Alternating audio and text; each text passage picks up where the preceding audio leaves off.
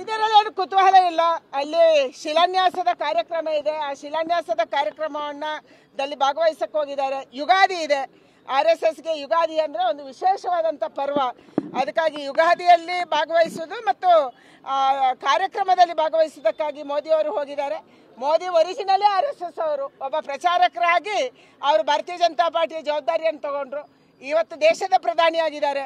ಅದಕ್ಕಾಗಿ ಒಬ್ಬ ಸಾಮಾನ್ಯ ಸಂಘದ ಕಾರ್ಯಕರ್ತನಾಗಿ ಅವರು ನಾಗಪುರಕ್ಕೆ ಹೋಗಿದ್ದಾರೆ. ನಮಗೆಲ್ಲರಿಗೂ ಆನಂದ ಆಗಿದೆ.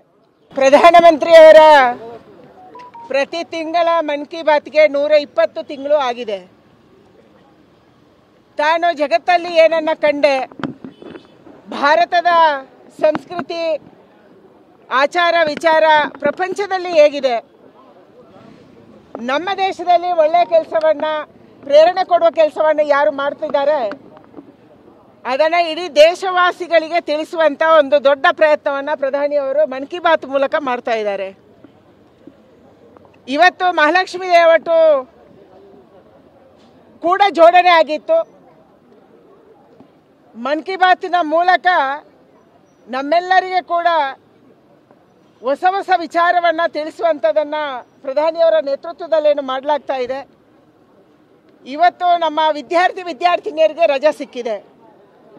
ನಮ್ಮ ವಿದ್ಯಾರ್ಥಿನಿಯರು ರಜಾ ಕಾಲದಲ್ಲಿ ಏನು ಮಾಡ್ಬೋದು, ಏನು ಮಾಡಬೇಕು ಇದನ್ನು ತಿಳಿಸುವಂಥ ಕೆಲಸ ಮಾಡಿದ್ದಾರೆ.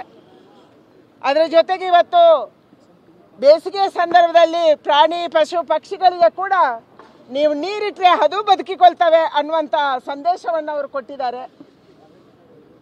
ಹೊಸ ಹೊಸ ವಿಚಾರವನ್ನು ನಮ್ಮ ಜನರಿಗೆ ಹಾಕಿ ಅದರಿಂದ ಪ್ರೇರಣೆ ಪಡೆದು ಹಲವಾರು ಜನ ಮಾಡ್ತಿದ್ದಾರೆ. ಅದಕ್ಕೆ ಗೋಪಾಲಯ್ಯನವರು ನಮ್ಮ ಮುಂದೆ ಉದಾಹರಣೆ.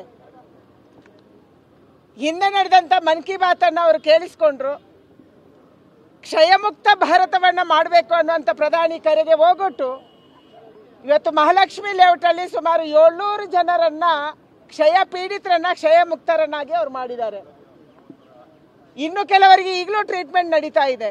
ಒಂದು ಟ್ರೀಟ್ಮೆಂಟ್ ಕೊಡುವಂಥದ್ದು, ಎರಡನೇದು ಅವರಿಗೆ ಪೋಷಕಾಂಶಗಳನ್ನು ಕೊಡುವಂಥದ್ದು, ಫುಡ್ ಕಿಟ್ ಕೊಡುವಂಥದ್ದು, ಅವರನ್ನು ನಿರಂತರವಾಗಿ ಫಾಲೋ ಅಪ್ ಮಾಡುವಂಥ ಕೆಲಸವನ್ನು ಮನ್ ಕಿ ಬಾತಿಂದ ಪ್ರೇರಣೆ ಪಡೆದು ಗೋಪಾಲಯ್ಯನವರು ಮಾಡಿದ್ದಾರೆ. ಅದಕ್ಕಾಗಿ ಇವತ್ತು ಮಹಾಲಕ್ಷ್ಮಿ ಲೇಔಟ್ ಕೂಡ ದೇಶದ ಜೊತೆಗೆ ಜೋಡಣೆ ಆಗಿತ್ತು. ಅದಕ್ಕಾಗಿ ನಾವು ವೀಕ್ಷಣೆ ಮಾಡೋಕ್ಕೆ ಕೇಳಿಸ್ಕೊಳ್ಳೋಕ್ಕೆ ಬಂದಿದ್ದೀವಿ. ತುಂಬ ಆನಂದ ಆಗಿದೆ, ಖುಷಿಯಾಗಿದೆ.